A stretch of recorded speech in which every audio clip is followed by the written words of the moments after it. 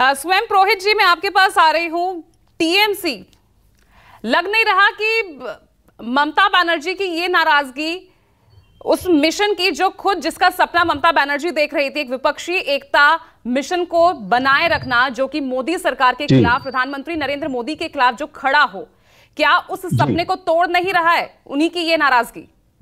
या फिर वो भाग गई है कि भैया स्थिति पश्चिम बंगाल में कांग्रेस की कुछ खास है नहीं, सीपीएम की कुछ खास है नहीं, इसलिए अलग रुख अपना रहे हैं?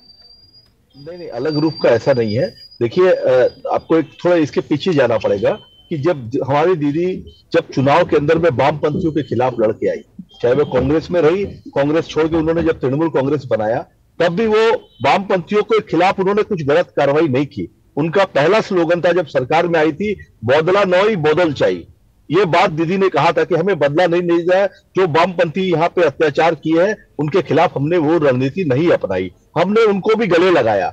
उन्होंने बहुत प्रपोजल दिया सबको, मगर अभी यहाँ पे जो कांग्रेस कर रही है, कांग्रेस क्या कर रही है? कांग्रेस उन्हीं वामपंथियों के साथ हाथ मिला करके, और अभी देखिए पश्चिम बंगाल के अंदर में जो चुनाव हो रहे हैं, पंचायत चुनाव, 1.5 लाख से ज्यादा मनोनयन विपक्षी पार्टियों के पड़े हैं। उसके अंदर में राम बाम, राम मतलब भारतीय जनता पार्टी, बाम दोनों एक होकर के, और कांग्रेस पीछे से है।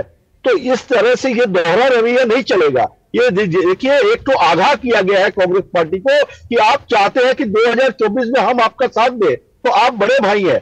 आप जिनके घर शीशे के होते हैं वो दूसरों के घरों पे पत्थर नहीं फेंकते हैं। मगर यहाँ पे कांग्रेस पार्टी क्या कर रही है? वो अधीर रंजन चौधरी ऊट पटांग बयानबाजी कर रहे हैं, धरातल में उनकी कोई यहाँ पे वजूद नहीं है। उन्होंने कांग्रेस को नेस्तनाबूद कर दिया है, पश्चिम बंगाल में शून्य पर चली गई है।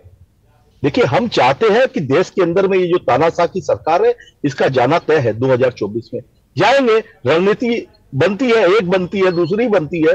देखिए, कांग्रेस पार्टी ही अगर हमारा गार्जियन बनेगी ये कोई जरूरी नहीं है, ये तय है। ममता बनर्जी अपने आप में सक्षम है, वो देश को एक नई दिशा दे सकती है। जिस तरह से 33 साल के वामपंथी शासन को उखाड़ के फेंका, उसी तरह आने वाले चुनाव में 2024 में ये नरेंद्र मोदी अमित शाह की जो तानाशाह की सरकार है, इसको फेंकने के लिए हम लोग तैयार हैं। यही ममता बनर्जी का कहना है। पश्चिम बंगाल के अंदर में आज आप देखिए, दूसरे जो भी दल है, जो भी दूसरे दल है, सब एकजुट हो गए हैं ममता बनर्जी के खिलाफ। क्यों? एक तरफ आप मोदी का विरोध कर रहे हैं और एक तरफ आप बंगाल में ममता का, मतलब आपको सत्ता हाथ आना है। कांग्रेस को भी तो अपनी विचारधारा देखनी है। आप त्रिपुरा में आप हाथ मिला रहे हैं सीपीएम के साथ, बंगाल में आप सीपीएम के साथ हाथ मिलाते हैं। लेकिन ये भी तो आप जानते हैं ना, बिना कांग्रेस भी विपक्षी एकता मिशन, उसका कोई आधार है नहीं। बिना कांग्रेस आगे आप बढ़ नहीं सकते। नहीं, आधार कैसे नहीं हो सकता है? मैं आपको बताता हूं। आप राज्य देखिए, उत्तर प्रदेश, पश्चिम बंगाल, महाराष्ट्र और बिहार, ये 4 राज्य ऐसे हैं जिसमें 210 सीटें है। 210 सीटों पर आप देखिए, पिछले चुनाव में 172 सीटें आसपास एनडीए को मिली थी, भारतीय जनता पार्टी के गठबंधन को। इस बार 100 सीटें भी नहीं मिलनी है इन राज्यों के अंदर में। ये 4 राज्यों की बात कर रहा हूं, बाकी देश आप छोड़ दीजिए। कांग्रेस को तय करना है, जिस राज्यों में कांग्रेस मजबूत है वहां लड़े ना, कौन रोकने जाता है वहां पे। मगर आप इस तरह से अपने ही लोगों को कमजोर करेंगे तो आज इसका डायरेक्ट लाभ भारतीय जनता पार्टी को होना है, इसका लाभ दूसरी दल को नहीं होना है। आज ममता बनर्जी के विपक्ष में खड़े होकर के आप यहां पे क्या कांग्रेस पार्टी सरकार बना लेगी पश्चिम बंगाल में? ऐसा तो नहीं है। मगर आपको विरोध करना है और आप उनके साथ ही बैठ करके जो बयानबाजी यहां पे भारतीय जनता पार्टी के नेता जो कल तक तृणमूल कांग्रेस में थे, शुभेंदु अधिकारी करते हैं, वही बात अधीर रंजन चौधरी करते हैं।